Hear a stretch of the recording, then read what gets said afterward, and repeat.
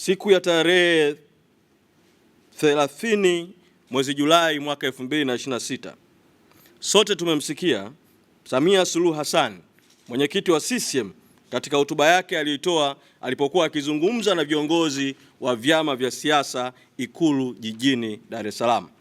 Alisema kwamba kuna mwenzetu anaendelea kutafakari, naye anaendelea kupokea msukumo, condition na matakwa yake. Ni dhahiri kwa kuwa maneno haya yalitolewa kukiwa na vyama 18, chama kimoja tu Chadema kikiwa hakipo. Tunaamini maneno haya yanamaanisha moja kwa moja kuwa aliyeitwa mwenzetu ni Chadema na mwenyekiti wake Tundu Lissu, kwa sababu vyama vya siasa vilivyohudhuria vingine vyote vilikuwepo na viongozi wake walikuwepo. Tungependa kusisitiza kwa umma wa Tanzania, msimamo wa chama unabaki kuwa wazi. Tunataka mwenyekiti wetu aachiliwe huru. Tunataka ukweli, haki na uwajibikaji katika matukio yaliyotokea tarehe 29 Oktoba 2025 na siku zilizofuatia, na tunataka na Watanzania wanataka uchunguzi huru na unaoaminika kuhusu matukio hayo. Pia ni ukweli usiopingika kwamba Watanzania hivi sasa, ikiwemo wanachadema, tunataka katiba mpya ambayo itatoa fursa ya kuwa na vyombo vya haki, fursa ya kuwa na uhuru wa mihimili, fursa ya kuwa na uchaguzi huru na haki, na fursa nyingine nyingi za kidemokrasia.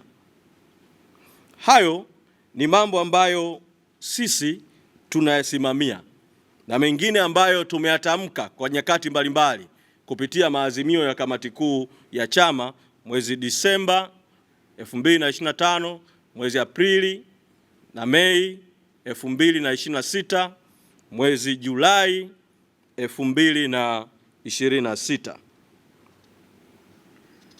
Kuhusu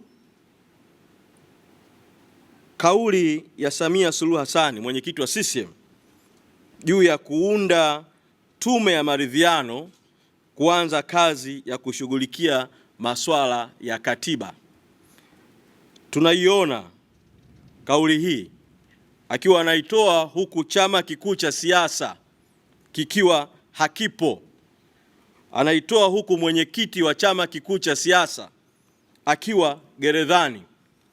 Tunaiona kauli hii ina lengo tu la kutengeneza taswira isiyokuwa ya kweli kwamba mazungumzo yameanza katika taifa letu.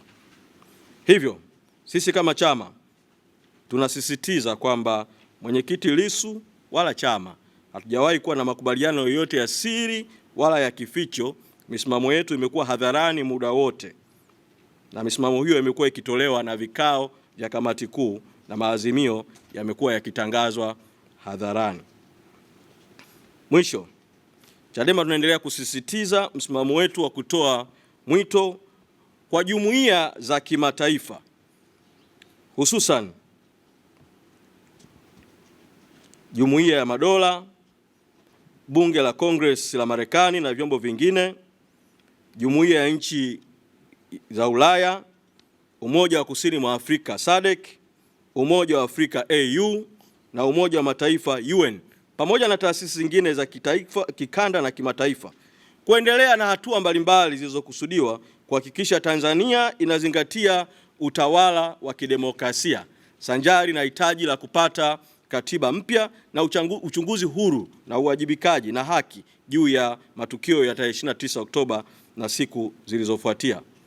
Aidha, Chadema kwa niaba ya Watanzania tunalaani na kukemea hotuba ambazo zinaonyesha kuremba hali ya kisiasa nchini kuwa ni nzuri, wakati hadi hivi sasa wanachama na viongozi wa Chadema wamekamatwa na wako magerezani kwa kusingiziwa kesi mbaya za ugaidi na tuhuma nyingine zisizokuwa na dhamana.